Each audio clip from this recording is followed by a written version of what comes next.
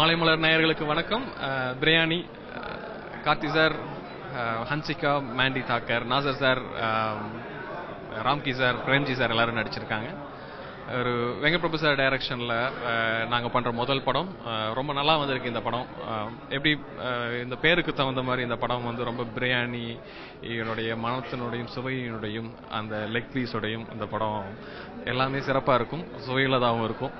நான் Videsh art director பேசுகிறேங்க. பிரியாணி படத்தோட ஆர்ட் டைரக்டர். எங்கள் வெங்கட் பிரபு டீம் என்னாலே எல்லாருக்கும் தெரியும் எவ்வளோ ஜாலியாக இருக்கும், எவ்வளோ கலகலன்னு இருக்கும்னு தெரியும். அதே மாதிரி தான் இந்த படமும் பயங்கர ஜாலியாக இருக்குது. மாலை மலர் சேனல் வியூவர்ஸ்க்கு வணக்கம். இது வந்து பிரியாணி ப்ரெஸ் மீட்டு.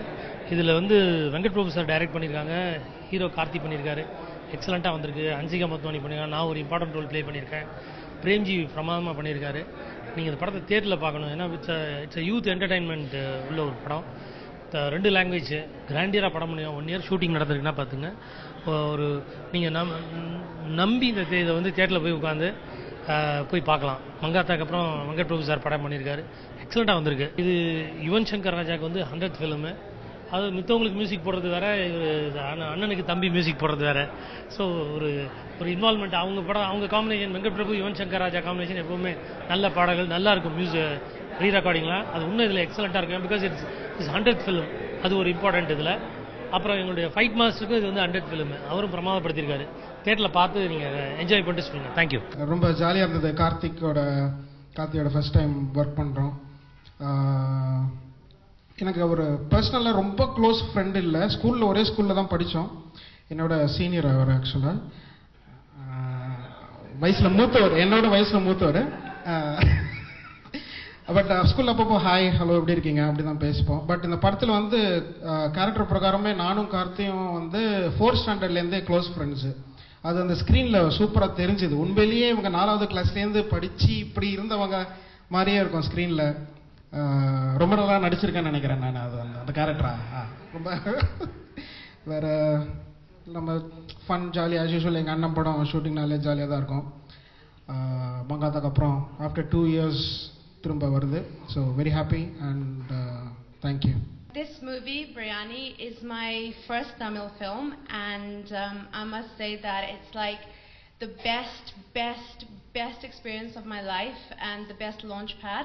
And I'm not just saying this because these guys are here, but I really want to take this opportunity to thank them, because I'm actually the mirchi in the biryani, and I do not see myself as a mirchi type of a girl. I just do not see that in myself. So we had a song to shoot, myself, Premji and Karthi, and I was dressed in this sari, and I was actually like shaking inside. I was very nervous and I was not comfortable at all inside, but I was pretending I was cool and I can do this, it's a part of life, and you know, I'm professional and all, but really inside I was like dug, like I've run a marathon or something.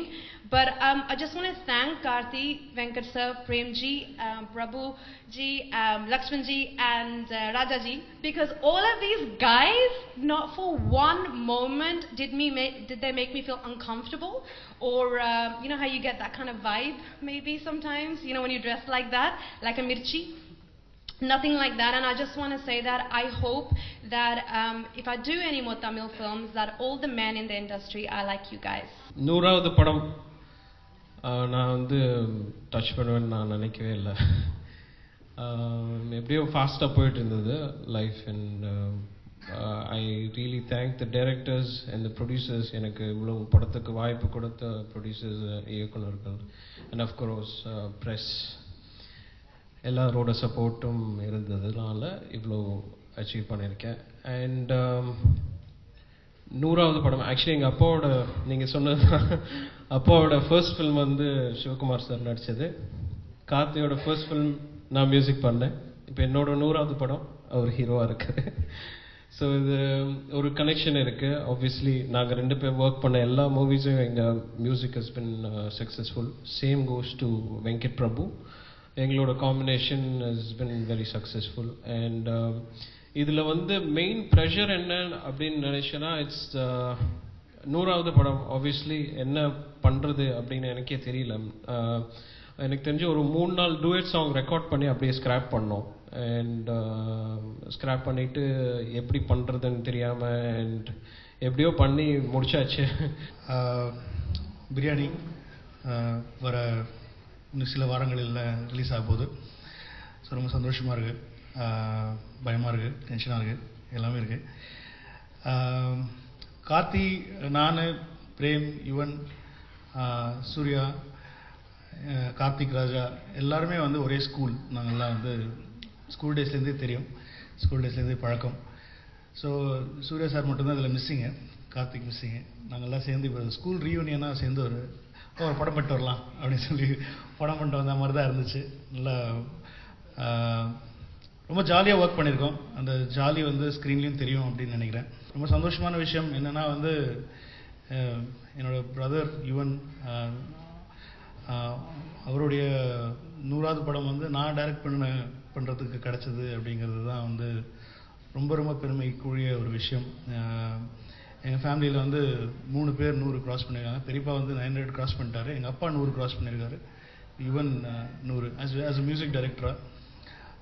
So அந்த 100வது படம் நான் பண்ணுறேன் அப்படின்னு நினைக்கும் போது ரொம்ப ரொம்ப நிஜம் ரொம்ப பெருமையாக ரொம்ப சந்தோஷமாக இருக்குது. கார்த்திக் வந்து is a very natural actor. Karthik எனக்கு